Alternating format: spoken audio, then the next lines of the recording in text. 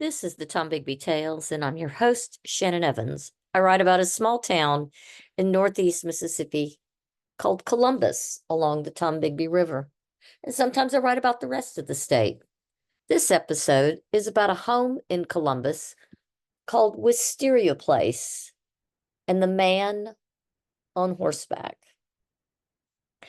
This summer between seventh and eighth grade, my mother fell seriously ill in our small town hospital. Uh, Recommended she seek treatment in San Antonio, Texas, which is about 12 hours away by car. Mother and Daddy left my older sister Elizabeth and I in the care of some dear childless friends who lived in a large antebellum home called Temple Heights. My sister was thrilled with this as she was working at a local department store walking distance from the butler's home. But perhaps best of all, her dear friend Gil Wallace lived next door in another antebellum home, Wisteria Place. While I spent much of that summer's afternoons at the YMCA, swimming or shooting pool and playing ping pong with my friends, each morning I got up with the birds and spent first light on one of the massive porches that stretched three sides of the house. I was an avid reader and spent many of those mornings in July and August of that summer alternating between reading and making noises for the mockingbirds to copy. One morning, I woke early and was on the porch overlooking Sixth Avenue and admiring the steamy, mysterious ground fog that had formed after an early morning rain.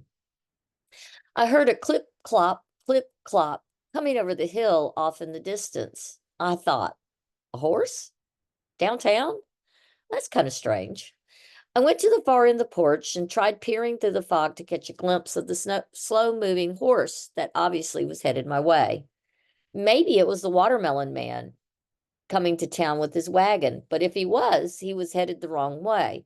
He usually came from the east and came up into town over South Side. But I only heard one horse and no wagon. The watermelon man had two old mules he would hitch to a wagon that could be heard creaking and groaning and chains jingling from a long way away.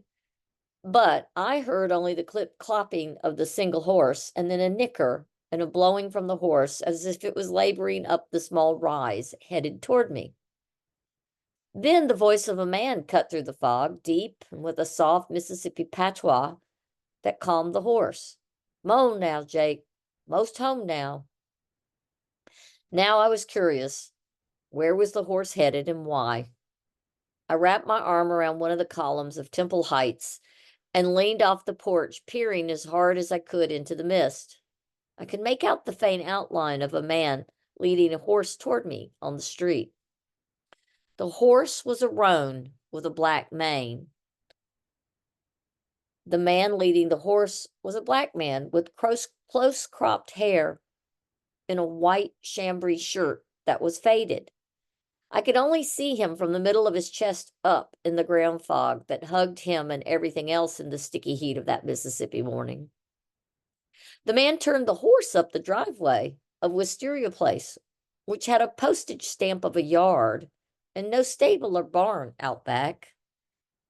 As he turned up the drive, I saw another man in a Confederate uniform on an English saddle slumped over the horse's neck, as if asleep. His hands were laced in the horse's mane. The three stopped, and the man leading the horse walked to the slumped over man and gently put a wide hand on the man's back as if to wake him. He said, "We're home now." And then the two men and the horse evaporated before my eyes as the fog melted in the rising morning sun. Where did they go? Who were they? This would not be the last of the ghosts I would meet at Wisteria Place over the years. However, it was the one that has haunted me the longest in figuring out who they might have been. It led me to research Wisteria Place and those who have lived there.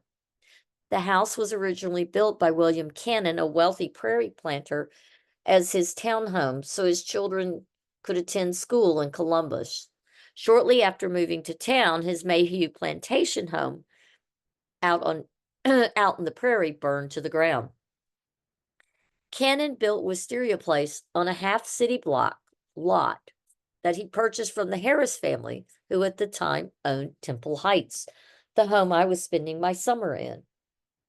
Vermont-born Columbus architect James Lull was hired to design and build the home. It was finished in 1854 and was decorated with family portraits, china from Austria, silver from England, and imported Bohemian glass.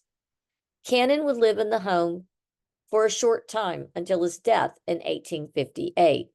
He is said to haunt the side yard of the house in his shirt sleeves and waistcoat as if he is in a hurry or has forgotten something. William Cannon is buried in Friendship Cemetery in the same family plot as his wife Eliza's second husband, Alexander Meek. Eliza and William Cannon's daughter, Mary Louise, married Samuel Meek Jr., a lawyer and statesman. Samuel had an older brother, Alexander Meek.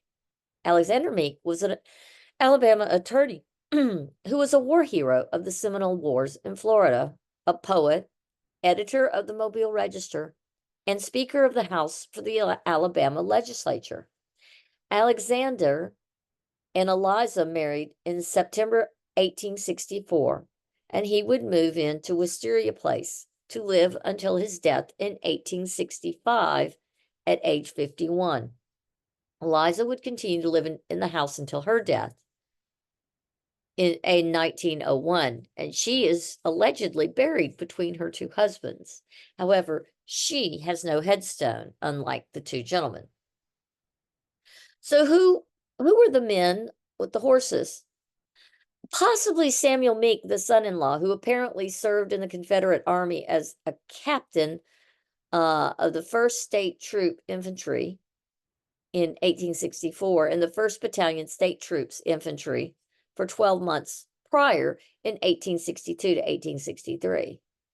He was said to have contracted malaria in the war, and legend has it that his manservant, an enslaved man who accompanied him to war, brought him home to be nursed back to health or die.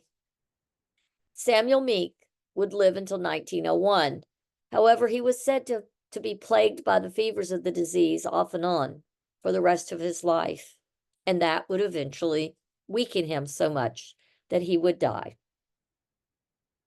But your guess is as good as mine as to who is the man on the horseback being led by the African American man in the off-white shirt. Thank you for coming on my tour of Columbus, Mississippi, and the Tombigbee River area, and the Tombigbee Tales. Until next time.